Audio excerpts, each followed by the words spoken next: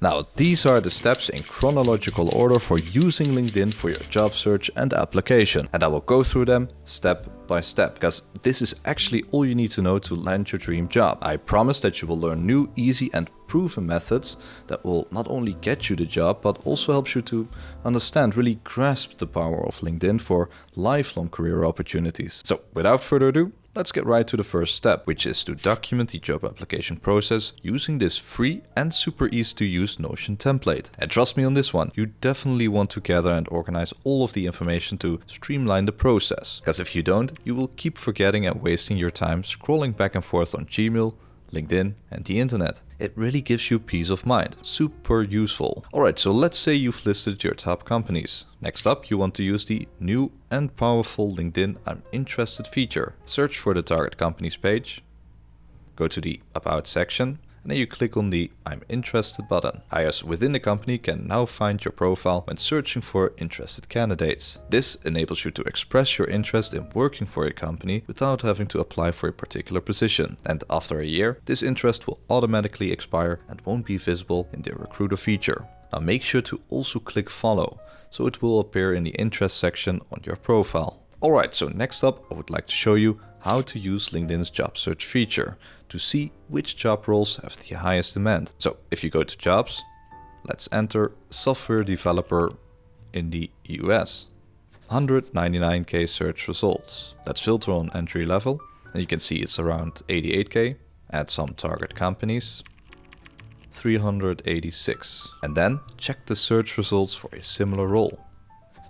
And as you can see, there's in comparison more demand for engineers. So now you can make a decision which title aligns best with your expertise and has enough demand. Because it's important to optimize your LinkedIn profile based around the most desired job title in your field. Not only to improve your findability on LinkedIn, but also to make recruiters more comfortable suggesting you to a hiring manager. It's particularly important to exactly match your headline to your desired job title. And that you also sprinkle some keywords from the job description in your About, Experience and Skills section. Now you definitely also want to activate the open to finding a new job feature. So once you've added your preferences, you click on the arrow and then you enable recruiters only, because you don't want this banner that says open to work around your profile, because that makes you come across as too needy. Instead, consider adding something more subtle, like adding some words to your headline that says aspiring and seeking a particular opportunity. Or if you apply to a more competitive job, one with high demand, I would recommend making it even more subtle by entering words like open to opportunities. Alright, so next up it's time to expand your LinkedIn network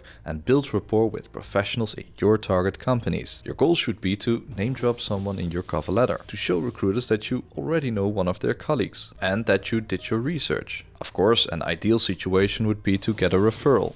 Someone who recommends you based on your qualifications or the trust you build over time. However, building meaningful connections and goodwill is hard. It requires you to do time-consuming activities, something most of you can do because you simply need a job and salary as soon as possible. And that's why I will only talk about easy yet effective ways to find, engage and connect with relevant people on LinkedIn. So let's start with the first one. Find professionals in your target company. I'm going to show you 3 methods. So let's start with the first method. Search for, let's say, program manager and hiring. Then you click on posts, latest, and here you see a broad overview of companies that are actively looking. But we can even be more specific if we use all filters. Scroll down to the author company and add some of your favorites. Okay, not this one. Alright. And then you click on show results. Let's see. And there we go. So let's go to the second method, which is to find professionals based on their location. So you enter, for example, recruiter, and let's say Microsoft. Then click on people and filter on location.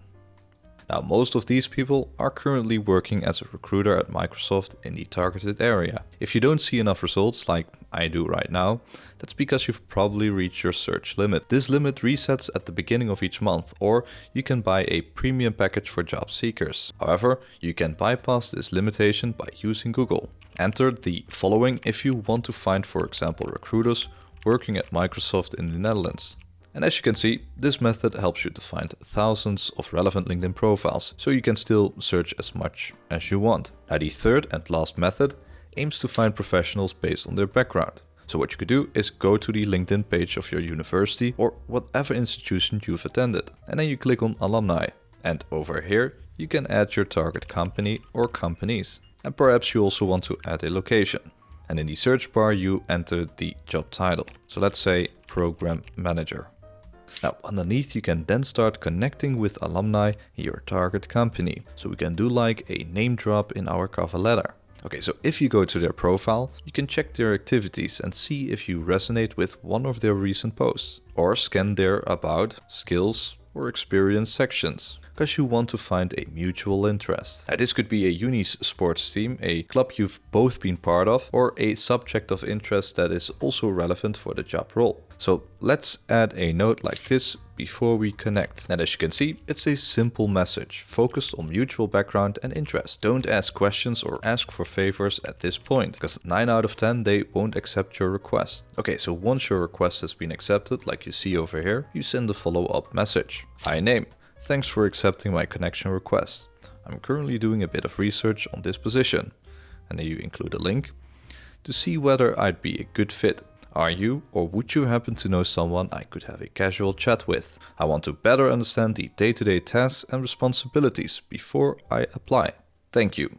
Kind regards, René. Now the outcome of this interaction could go various ways. 1. You will be ignored. 2. You will receive the recruiter or hiring manager's contact information. Or 3. You can now use him as a name drop in your cover letter, which gives you a huge advantage over others. Oh, and before I forget, watch out that your settings are properly configured, so you don't send an unfinished message. Now, it's also a great idea to network with recruiters. Why, you may ask? Well, perhaps you still need to know whom to address your letter to. And another benefit is that once you are connected, you get into a recruiter's network, which helps your profile to become visible to a wider audience. Now, this could be in search as a second degree connection or the people you may know section. Now, when using my second method to find recruiters, I come across this person who works at our target company, and she apparently knows our previously added alumnus. Now, she is, or at least has been, a recruiter. Chances are that she is not responsible for the open position that I'm interested in, but recruiters are oftentimes connected with each other, so she might also refer you to a decision maker, at least if you send the right message. So let's add a note before we connect. Again, it's a simple template. You just have to include the vacancy link and a topic. I chose team culture, but if you know something you are actually interested in or curious about, that would be even better. You just have to make sure that you keep it under the maximum of 300 characters. This time I asked a question before my connection request got accepted, and that's because connecting with recruiters is different. They want to fill a position and you can fulfill that need, so there's basically no need to beat around the bush. Now, your request might or might not get accepted, but whatever the outcome of your efforts may be, your genuine interest and proactive approach is a great sign and starting point for your job application. Alright, so next up you can start creating your resume, and I often get the question, should you then also upload your resume on LinkedIn? The simple answer is no. Your LinkedIn profile is basically a broad summary of your background and qualifications, appealing to a variety of jobs and companies. Your resume should be slightly tailored to each vacancy. Now, I also want to talk about personalizing your cover letter using LinkedIn. I'd recommend you to add your LinkedIn address in the header section for both documents, at least if you have already a professional LinkedIn account, because statistics show that it increases your chances of getting a job. Now, you can even further personalize your cover letter by also including the recruiter's LinkedIn address on the left side. And don't forget to name drop in your first paragraph, if possible. So, let's say you've applied. Once you've sent your application documents, it's time to follow up with your connections. You can send a message like this to let your recruiter, alumna or alumnus know that you've submitted your application documents and that you want to express your appreciation for their responsiveness and valuable input, or perhaps also for putting me in touch with someone. I think it's a good thing to close with "let's stay connected regardless of the outcome," as it strengthens a professional relationship that goes beyond the results of this specific job application. And that brings me to tip number 1.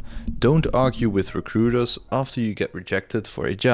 You see, you need to keep emotions out of the equation. Sure, you can ask them for their feedback, but after that you just thank them for their time. Because if you turn out to be second or third for the job role, this recruiter is now more likely to contact or refer you for similar or new jobs. Alright, tip number 2. Focus on 3, 4, Max 5 vacancies at a time. If you apply to, let's say, 10 or more vacancies, you will either get a lot of rejections or a lot of invitations, but both lowers your excitement and gets you emotionally drained faster, and recruiters will notice. Okay, tip number 3. Find joy in meeting someone new and creating a connection on LinkedIn. You see, I'm an introvert, and what I do to get energy from networking is to apply practical tips from this book called How to Win Friends and Influence People from Dale Carnegie. Read the book or a summary of, and I guarantee that you will start to see human interactions and the connections that you create from it as almost a game that you want to play. Okay, tip number 4.